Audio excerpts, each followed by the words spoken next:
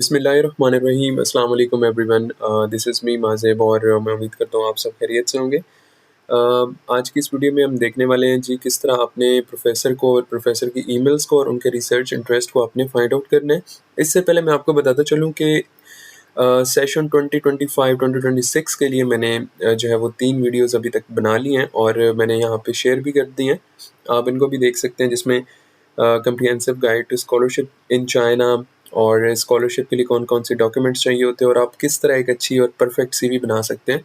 तो इन वीडियोज़ का लिंक आपको डिस्क्रिप्शन में मिल जाएगा, आप वहाँ से इनको देख सकते हैं। बाकी आप हमारी वेबसाइट पे भी विज़िट कर सकते हैं और उसके बाद आप हमारे व्हाट्सएप ग्रुप को भी जॉइन कर सकते हैं।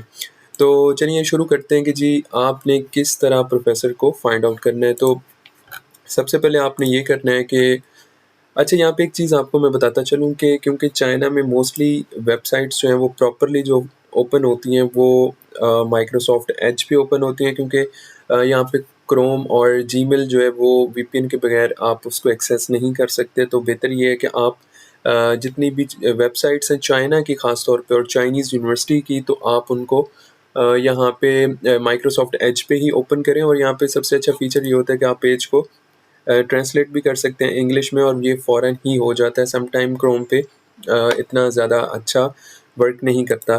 तो मैं आपको बता देता हूँ कि जी किस तरह आपने फाइंड आउट करनी है यूनिवर्सिटी की प्रोफ़ेसर की ईमेल, उसके बाद उनका रिसर्च इंटरेस्ट और वो किन प्रोजेक्ट्स में काम करते हैं। तो मैं यहाँ पे अपनी यूनिवर्सिटी को एज़ एग्ज़ाम्पल ले रहा हूँ। आपने इसी तरह यूनिवर्सिटी जिस यूनिवर्सिटी में आप अप्लाई करना चाहते हैं, आपने वहाँ पे उस यूनिवर्सिटी का नाम लिखना है। यहाँ पे आपने क्लिक करना है। क्लिक करने के बाद आप जो है ये इस तरह स्कूल एंड डिपार्टमेंट्स के आपने जो टैब है या कोई भी पेज आपको कोई भी लिंक नज़र आए, आपने उसको क्लिक करना है। क्लिक करने के बाद इसी तरह यहाँ पर जितनी भी यूनिवर्सिटीज़ हैं उन्होंने इस तरह वेब पेजेस को कस्टमाइज़ किया हुआ है कि आपको डिपार्टमेंट्स जो हैं उनकी लिस्ट प्रॉपरली यहाँ पे मिल जाएगी। आप किसी भी यूनिवर्सिटी में देखेंगे तो आपको इसी तरह ही इंफॉर्मेशन मिलेगी। या फॉर एग्ज़ाम्पल यहाँ पे डिफरेंट स्कूल हैं। अब यहाँ पे मैं school of information science and engineering की बात करता हूँ, तो यहाँ पे आपने ये ट्रांसलेट पे क्लिक करना है, तो ये ट्रांसलेट हो जाएगा। तो यहाँ पे आप देख सकते हैं कि जी ये पेज जो है वो चाइनीज़ से ट्रांसलेट हो गया है इंग्लिश में।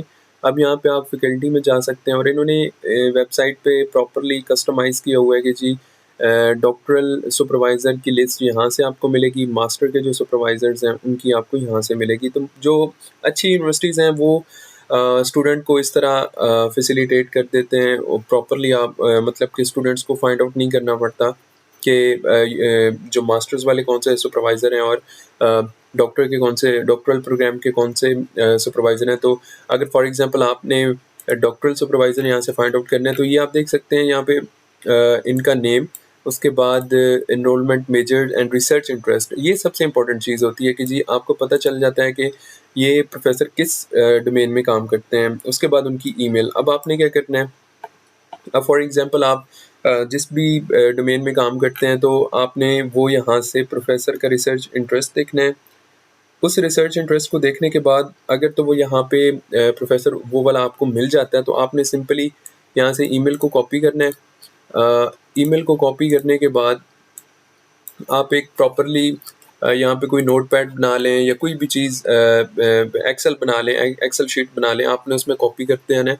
तो इस तरीके से आपके पास जब कभी ऐसा भी होता है कि कुछ यूनिवर्सिटीज़ में आपको प्रोफ़ेसर शायद आपके डोमेन का ना मिले या आपका डिपार्टमेंट ही ना मिले, लेकिन मोस्टली ऐसा नहीं होता।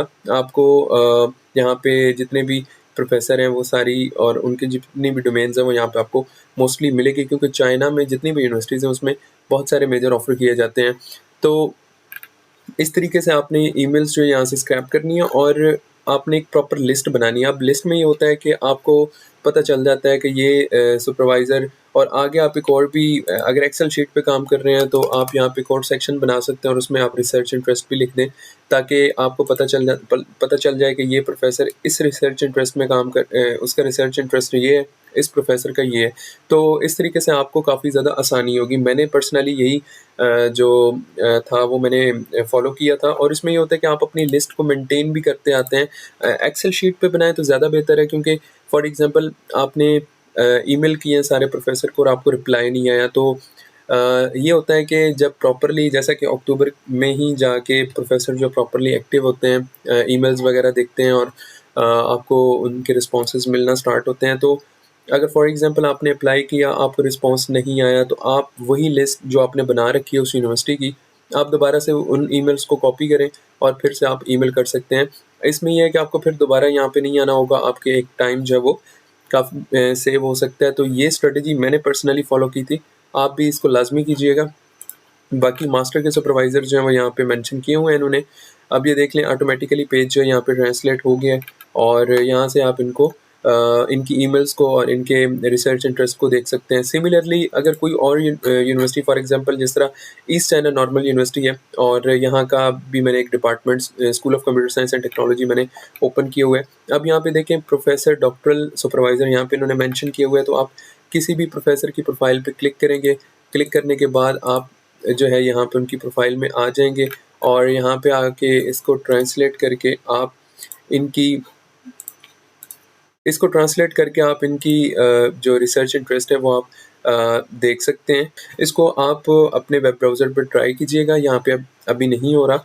तो ये इनका रिसर्च इंटरेस्ट है, ये इसमें इन्होंने लिखा हुआ है एनएलपी, एनएलयू, आपने ये सारी चीज़ें इसको देख लेनी है और उसके बाद फिर ये है कि आपने यहाँ पे आके इनकी ईमेल जो है यहाँ से आप कॉपी करें, कॉपी करने के बाद आप इसी तरह लिस्ट मेंटेन कर सकते हैं। बाकी इनकी जो डिफरेंट प्रोफ़ाइल में ये चीज़ें मेंशन है कि जी कौन-सी इनकी अचीवमेंट्स हैं और इन्होंने कहाँ-कहाँ पहले काम किया हुआ है, ये भी आप पढ़ सकते हैं ताकि आपको बेहतर नो हाउ हो कि ये प्रोफ़ेसर इनकी इनकी जो हिस्ट्री है और वो आप बैक ट्रैक कर सकते हैं।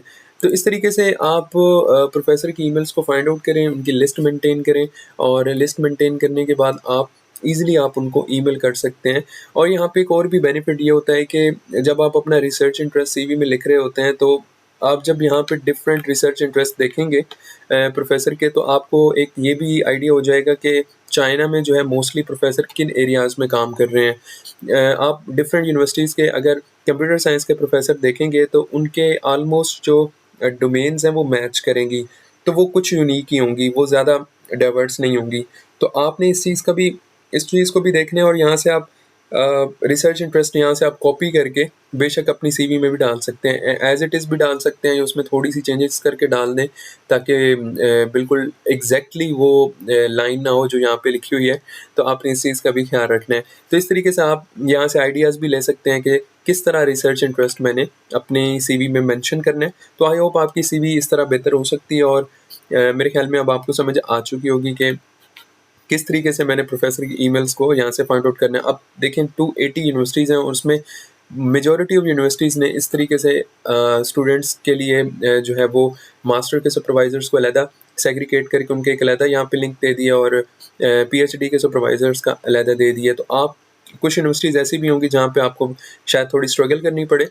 तो आपने इस तरह इस स्ट्रैटेजी को फ़ॉलो करना है। Thank you very much for watching this video. कोई भी मसला हो तो आप कमेंट कर सकते हैं और बाकी नेक्स्ट वीडियो में हम मज़ीद चीज़ें देखने वाले हैं। तब तक के लिए अपना ख़्याल रखिएगा। अल्लाह हाफ़िज़।